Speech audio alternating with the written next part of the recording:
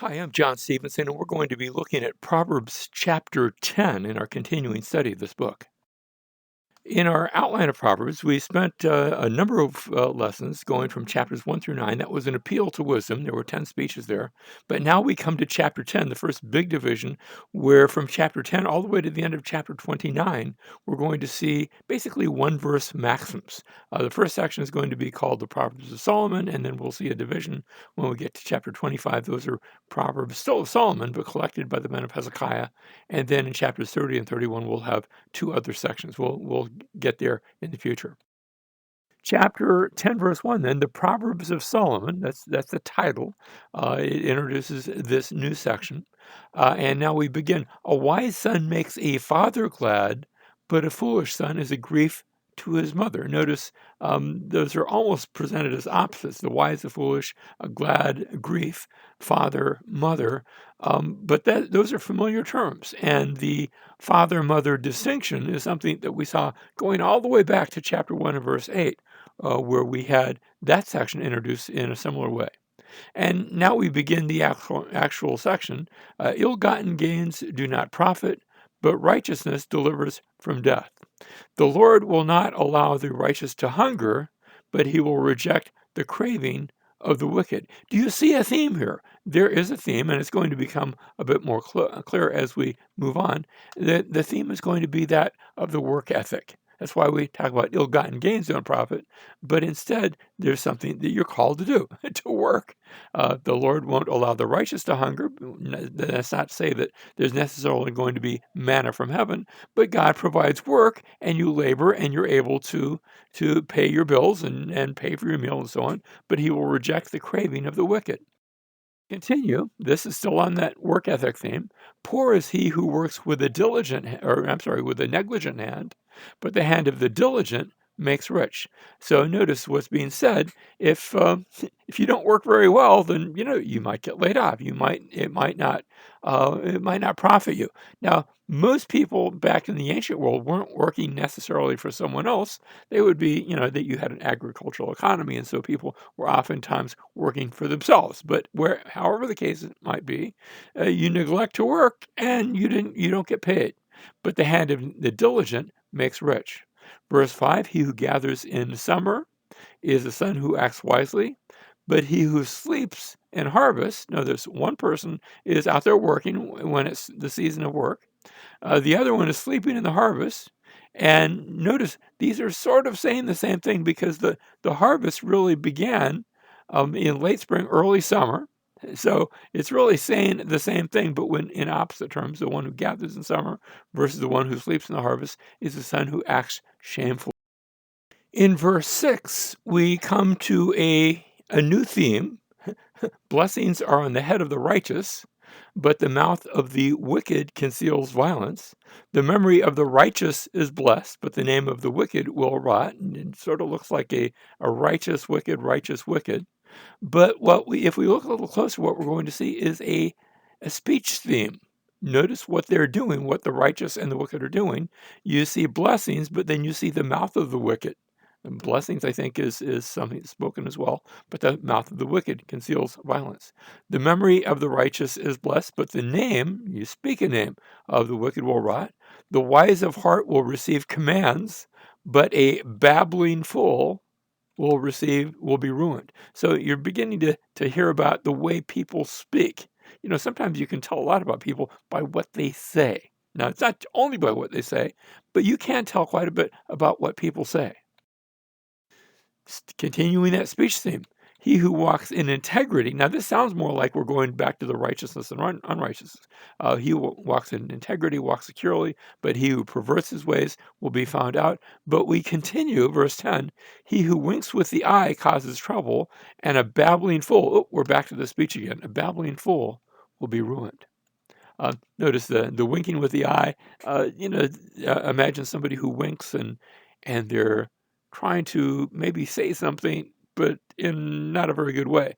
But the babbling fool will be ruined. Verse 11, the mouth of the righteous is a fountain of life, but the mouth of the wicked, there it's easy to see the speech theme, the mouth of the wicked conceals violence. We're still on the speech theme. Hatred stirs up strife, but love covers all transgressions. Now notice hatred and love can be expressed without speech, but I think in context there's a speech idea. On the lips of the discerning, wisdom is found, but a rod is for the back of him who lacks understanding. Notice the second line doesn't say anything about what they say. It speaks about what results from what is said. Verse 14, wise men store up knowledge, but with the mouth of the foolish, ruin is at hand. So notice there's wisdom, there's hatred, there's love, there's good, there's evil, there's wisdom. But what people say is the common thread that's linking these ideas. New section now. The rich man's wealth is his fortress. The ruin of the poor is their poverty. So you've got wealth and poverty. It really takes me back a little bit to what we talked about diligence and work and things like that. But people can sometimes get wealth besides working for it. They can inherit it, they can receive, and people can lose their wealth sometimes, not just because they didn't work, but sometimes because of foolish decisions or just circumstances. Verse 16, the wages of the righteous is life, the income of the wicked punishment. So there are wages, and sometimes people work hard to make a good life. Sometimes people work hard to destroy their life. Notice the income of the wicked involves punishment. And so this is the financial theme that has come up, the financial theme. Next, we have, he is on the path of life who heeds instruction, but he who ignores reproof goes astray. Learning, instruction, and reproof are ways for us to learn. You can either heed that instruction or you can ignore it and suffer the consequences. Verse 18, he who conceals hatred has lying lips, and he who spreads slander is a fool. Now, notice instruction, reproof, lips, slander, these are all things that you say. We're back to things that you say again, words. Verse 19, when there are many words, transgression is unavoidable, but he who restrains his lips is wise. Sometimes the best thing to do is just to be quiet. If I ask my students sometimes, how often have you regretted being silent versus how often have you regretted speaking up maybe at an inopportune time? And yes, there are certainly times where we might regret being silent, but more often are those cases where we regret having spoken at an inopportune time or spoken wrongly. And so these are lessons in speech. Continuing lessons in speech, the tongue of the righteous is as choice silver. The heart of the wicked is worth little. The lips of the righteous feed many, but fools die for lack of understanding. It is the blessing of the Lord that makes rich. And blessing, again, is something that God speaks, we speak, whoever's doing the blessing. It is the blessing of the Lord that makes rich, and he adds no sorrow to it. So each of one of these are connected to things that are said. New section, doing wickedness is like sport to a fool, and so is wisdom to a man of understanding. What the wicked fears will come upon him, but the desire of the righteous will be granted. So notice the contrast, wicked versus the man of understanding, the wicked versus the righteous. When the whirlwind passes, verse 25, the wicked, so you've got the wicked and the righteous, the wicked is no more. Storms come. And the wise man, we saw this in a few lessons back when we were quoting Jesus, the way he ended the Sermon on the Mount, about the wise man who builds his house on the rock versus the wicked who is like the one who builds his house on the sand. Well, and we said troubles are going to come. Verse 25, when the whirlwind passes, the wicked is no more, but the righteous has an everlasting foundation. It almost seems like Jesus took his words from the Proverbs. So wicked versus righteousness. Like vinegar to the teeth and smoke to the eyes, so is the lazy one who sends him. Now, what we're seeing here is going to be a summation of all of the previous themes. So we had the working theme. Remember the value of having industry and of working with diligence. Well, here's just the opposite. Vinegar to the teeth and smoke to the eyes, so is the lazy one. Have you ever had somebody who was lazy that worked for you? I can think, and I'm not going to give any names, but I can think of one or two instances. And that wasn't a pleasant experience. And that's the point here. Like vinegar to the teeth, smoke to the eyes, so is the lazy one to those who send him, his employer. Verse 27, the fear of the Lord prolongs life, but the years of the wicked will be shortened. So notice the fear of the Lord versus the wicked. The hope of the righteous is gladness, but the expectation of the wicked perishes. And finally, the way of the wicked is a stronghold to the upright, but ruin to the workers of iniquity. So notice the contrast there, the fear of the Lord, the hope of the righteous, the way of the Lord versus the wicked, and the workers of iniquity. Still continuing our summation, the righteous will never be shaken, but the wicked will not dwell in the land. Now, notice that in the land, because we're going to come back to that at the end of this chapter. The wicked will not dwell in the land.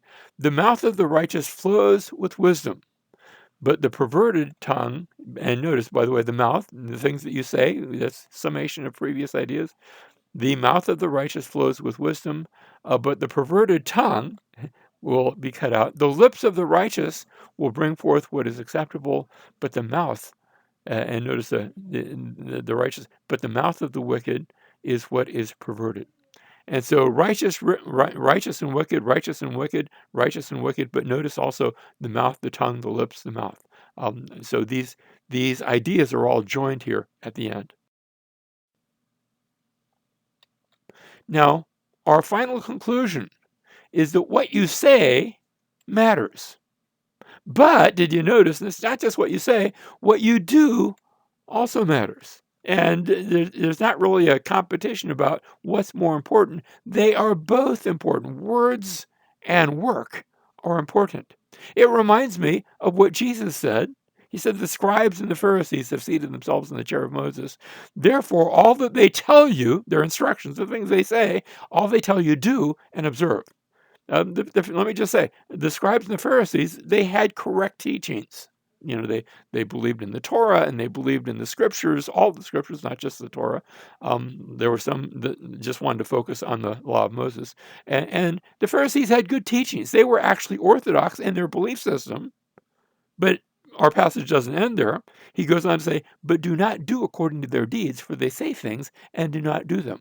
The issue that Jesus had with the Pharisees wasn't that they were trying to live pure lives, it's that they were trying to teach purity without living it. And so if you're going to say it, then do it. That's the point that Jesus makes. Of course, we have the gospel, which teaches us that Jesus did for us. He lived a perfect life, and as we trust in him, that his very righteousness is credited to us. That's true. We are saved by grace through faith, but it doesn't end there. Yes, we say that we believe, and we do, but if we really believe, then that ought to be manifested in our life. Yes, for by grace you are saved through faith, that not of yourselves, it's a gift of God. But if you read the next verse, we are his workmanship created in Christ Jesus for good works, which God prepared beforehand so that we would walk in them. We are saved by grace in order not just to speak, but in order to do, in order to work.